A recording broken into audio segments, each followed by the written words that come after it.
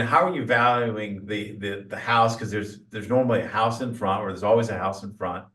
And then how do you underwrite and figure out what the additional value is that you're creating in the back? What sort of underwriting do you guys do?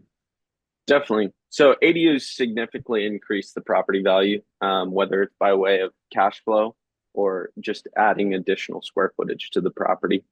Um, and depending on your use case, it increases the value in different ways.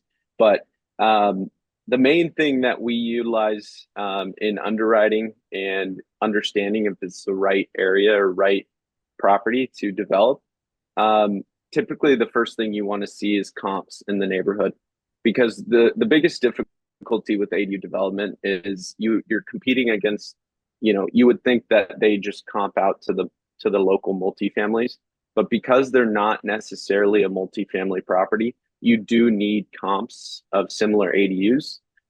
You can get away with it if you don't have comps. It's just a little bit more difficult when it comes to completion, sale, or completion and refinance. So that's one of the first things we look at. We want to see comps, but we also don't want to see market saturation. But in underwriting the specific property, what we typically see is, what do we have to pay for the property? Trying to get it as reasonable as a price as possible. So we're looking for properties in distress. The home hasn't been remodeled in years. We remodel that home, put some value into it there, and then we typically develop the ADUs or start permitting right away.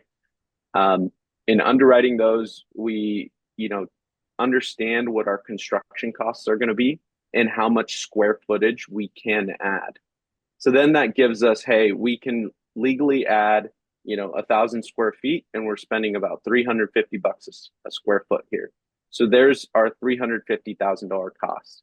We just want to make sure that on the back end we're able to at least double or 2.5x the value that we're putting in to the property.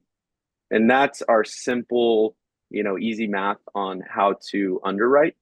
It obviously goes into in depth on zoning, buildable percentage, parking ability, what the neighborhood looks like, and what the comps are at. Those are a lot of things we dive into, but just to keep it simple and high level, you want to know your building costs, your acquisition costs, and then what you can trade it for on the back end.